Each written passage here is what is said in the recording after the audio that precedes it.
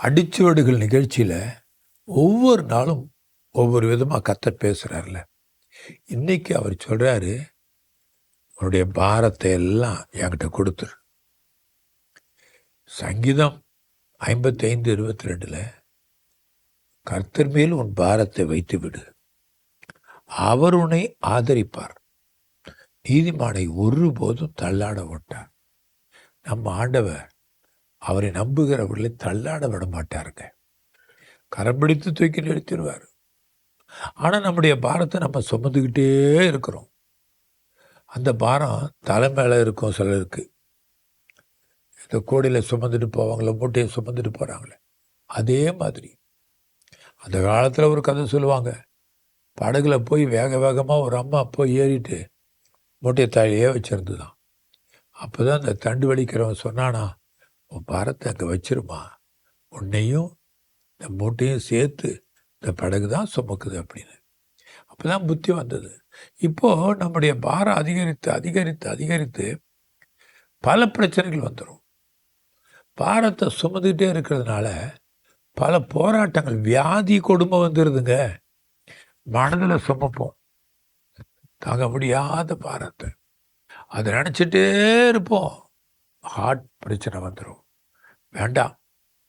ஆகவே தான் இளைப்பாறுதலுக்கான ஒரு வழியை மத்தேயு 11:28 ஆண்டவராகிய இயேசுவே சொன்னார். வருத்தப்பட்டு பாரம் சுமக்கிறவர்களே, நீங்கள் எல்லாரும் என்னிடத்திற்கு வாங்க, நான் உங்களுக்கு இளைப்பாறுதல் தருவேன். இந்த பாவ பாரம்னு ஒன்று இருக்குது பாருங்க, அது கொடுமையிலும் கொடுமை. ஆனால் அந்த பாவங்களை அறிக்கையிட்டு விட்டு விட்டால் ஒரு சந்தோஷம் உண்டாயிரும், ஒரு லகு உண்டாகும், பஞ்சை போல. இப்போது ஏசாயா 1:16 நம்முடைய பாவங்கள் சிவப்பாக இருந்தாலும் பஞ்சை போல வெண்மையாக மாறுமா, ரத்தாம்பரத்தை போல சிவேரென்று இருந்தாலும் உறைந்த மழையை போல மாறுமா. இது என்ன ரகசியம்? பஞ்சு எடுத்துங்க, எவ்வளோ லகுவானது. பனியை எடுத்துங்க, உறைந்த மழை அப்படியே சாஃப்டாக இருக்கும், அப்படியே ஊதலாம் கையில் வச்சு. இப்போ இந்த பாரத்தை சுமந்துகிட்டே இருந்தால் பாவங்கள் அதிகரிச்சுக்கிட்டே இருக்கும். ஒரு பாவம், இன்னொரு பாவம், இன்னொரு பாவம், இன்னொரு பாவம். இந்த பாவ பழக்கத்தையே விட முடியாது சிலருக்கு. ஆனால் இப்போ என்ன செஞ்சிடணும்? அந்த கர்த்தருடைய சமூகத்தில் ஒப்பு கொடுக்கணும். அந்த பாரத்தை தூக்கி அப்படியே தாயில் ஏசப்பாக்கிட்ட கொடுத்துடலாமா? கொடுத்துடலாம். பாரத்தை வைத்து விடு. நீங்கள் அவருடைய பாதத்தில் வச்சுருங்க. சிலுவையில் அவர் சுமந்து எல்லாத்தையும் சுமந்து தீர்த்துட்டார். அவருடைய ரத்தத்தினால கழுவப்படணும். சரியா?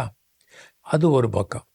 ரெண்டாவது, வியாதி, பொருளாதார பிரச்சனை, தரித்திரம், கஷ்டம், இதெல்லாம் கூடி கூடி கூடி அந்த பாரம் வேறையாக இருக்கும். அப்போ சில தாய்மார்கள் சொல்லுவாங்க, ஐயோ என் குடும்ப பாரத்தை என்னால் சுமக்கவே முடியலைங்க. பிள்ளைகள் ஒரு பக்கம் கத்துறாங்க, கணவன் குடிப்பழக்கத்திலேருந்து விடுதலை ஆகலை, அதையே நினச்சி கஷ்டம். சில நேரங்களில் தகப்பன்மார்கள் எல்லாருடைய பாரத்தையும் என்னால் சுமக்க முடியல அப்படி சொல்லி சொல்லி சொல்லி தற்கொலை எண்ணத்தில் ஓடிடுறீங்க. சிலர் எதையாவது ஒன்று குடித்து சாகலாம், அந்த நாட்களில் தண்டவாளத்தை நோக்கி போகிறாங்க.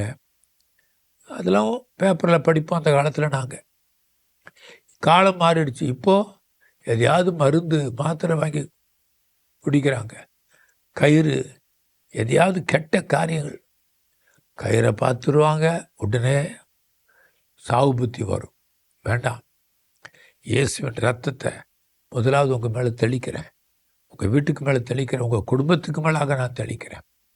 இப்போ நீங்கள் செய்ய வேண்டிய ஒரே ஒரு காரியம், உங்கள் பாரத்தை எல்லாம் அவருடைய சமூகத்தில் வச்சுட்டு உங்கள் இருதயத்தை லகுவாக்கிட்டு ஆண்டவருக்காகவே நீங்கள் ஓடணும்.